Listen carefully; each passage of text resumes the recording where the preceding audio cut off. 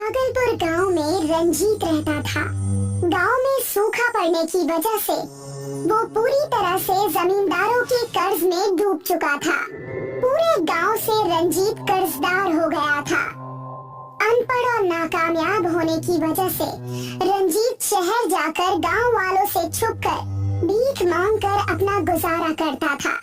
अपने गांव से निकलते ही भिखारी के वेश में आकर वो शहर चला जाता।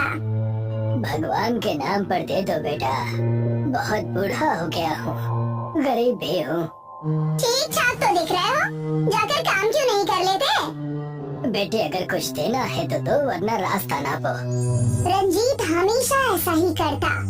हमेशा गांव से शहर आकर सड़कों और तरह तरह की जगहों पर भीख मांगता और अपने दिन की कमाई करके गांव चला जाता। जमींदार साहब, वो देखिए, वहाँ से रंजीत आ रहा है। उससे अपने खेत का ब्याज मांग लीजिए, वरना कल सुबह फिर से भाग जाएगा। तुमने सही कहा, अब तो ये मेरे सोने के बाद गांव आता है और मेरे उठने से पहले गायब हो जाता है। जमींदार और मुंशी रंजीत के घर आ पहुँचते हैं। आज तुम्हारे दर्शन हुए हैं। मालिक, आपने मेरे सारे खेत ले लिए, अब बस ये छोटी सी कुटिया ही बची है। आप इसे भी हथियाना चाहते हैं? तुम ब्याज नहीं भरोगे तो हम सब ले लेंगे, इस घर को भी। ये लीजिए आपके ब्याज के पैसे, और अगले महीने में पूरे पैसे देकर अपना खेत छुड़ा लूंगा। रंजीत के हाथ में पैसे देखकर दोनों बहुत चक्के रह गए। जमींदार ने पैसे लिए और घर की चौखट से गुस्से से चला गया। इसके पास इतने पैसे आए कहाँ से? और भाव ताव से तो पता चल रहा है कि ये कोई गांव का बड़ा साहब हो। और बातें तो ऐसी कर रहा था कि ये सारी जमीनें खरीद लेगा हमसे। और ऐसा ही सिलसिला चलता रहा।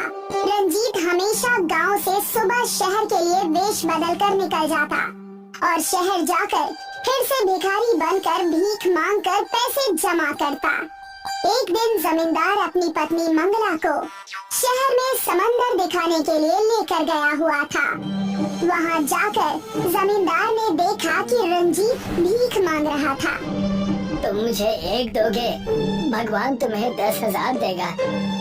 अच्छा, तो ये है तुम्हारा नया खेल। गांव में बड़े ठाट बाट से घूमते हो और यहाँ आकर भीख मांगते हो। कृपा करें मालिक, कृपा करें, ऐसा ना करें।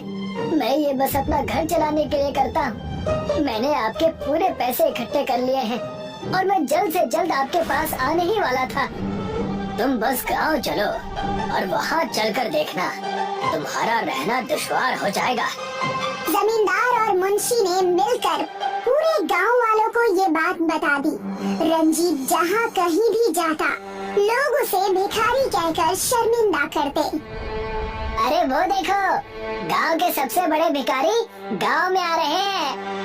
हाँ हाँ, जल्दी से जेब से चिल्लर निकालो, इन्हें भीख भी तो देनी है हमें। पूरे गांव से रंजीत अपने भिखारी होने के ताने सुन सुनकर थक हार कर परेशान होकर भागलपुर गांव छोड़कर चला जाता है। उस जमींदार ने मेरी जमीन ले ली, मेरा घर ले लिया, मेरा सब कुछ खत्म हो गया। भगवान ने अनाथ भेजा था, आज इस उम्र में भी मैं अकेला ही हूँ। इस जीवन में रोने से अच्छा है कि मैं ये जीवन ही त्याग दूं। रंजीत ऊंचे पहाड़ पर चढ़कर गहरी सोच में पड़ा ही था। वहाँ पर एक तपस्वी साधु तपस्या में लीन थे और उनकी आँख खुल गई। उन्होंने देखा कि रंजीत उस पहाड़ की चोटी पर खड़ा है। तुम बहुत परेशान लग रहे हो बालक, क्या समस्या है? और यहाँ इस चोटी पर सालों से कोई नहीं आया, तुम यहाँ क्यों आए हो? मैं क्या बताऊँ, मेरी जिंदगी यहाँ पहाड़ से, इस खाई से भी ज्यादा गहरी और बेकार है। रंजीत अपनी सारी बातें उस तपस्वी साधु को बताता है। मेरी तपस्या भंग करने का मैं तुम्हें दंड भी दे सकता हूँ, लेकिन तुम्हारी परेशानी बहुत जटिल है, इसलिए मेरे पास तुम्हारे लिए एक बेहतरीन उपाय है। तपस्वी साधु ने अपने कमंडल से पानी का जल निकालकर रंजीत के ऊपर छिड़क दिया। रंजीत ने जैसे ही आंखें बंद की, रंजीत के ऊपर एक बड़ी सी रोशनी आ गई और रंजीत अपने भिखारी के वेश में आ गया। ये आप क्या कर रहे हैं और मैं इस भेष में कैसे आ गया? मैंने तुम्हें आशीर्वाद दिया है, तुम जब भी इस भेष में कुछ भी भिक्षा लोगे वो भिक्षा 4 गुना ज्यादा हो जाएगी, लेकिन सिर्फ इस भेष में रहने पर ही। और इसकी शुरुआत मैं करता हूँ। आप क्या करने वाले हैं गुरुजी? मैं ये सोने के सिक्के तुम्हें भिक्षा में दे रहा हूँ। बहुत कम ऐसे होते हैं जिन्हें साधु भिक्षा देते हैं। मैं इसे तुम्हें आशीर्वाद के तौर पर दे रहा हूँ। मैं इसे एक सपना समझूं या क्या समझूं? ये मेरे साथ भगवान ने कैसा खेल खेला है, मुझे कुछ समझ में नहीं आ रहा। जैसे ही तपस्वी साधु ने एक सोने का सिक्का दिया, रंजीत के भिखारी के वेश में होने के कारण वो सिक्का 4 गुना ज्यादा हो गया। रंजीत की आंखें उन सिक्कों को देखकर हैरान हो गई। रंजीत ने उन सिक्कों को शहर जाकर एक जौहरी की दुकान पर बेच दिया और सारे पैसे लेकर गांव के पास वाली जमीन में एक बड़ा सा घर बनवाया। ठेकेदार साहब, मेरा ये घर बहुत बड़ा बनवाना। मुझे मेरे भागलपुर गांव वासियों को इस जमीन पर दावत देनी है। जो आदमी सड़कों पर भीख मांगता था, आज वो इस तरह का कैसे हो गया? समय का खेल है बस। तुम सिर्फ अच्छे से बड़ा सा घर बनवा दो, बाकी काम मुझ पर छोड़ दो।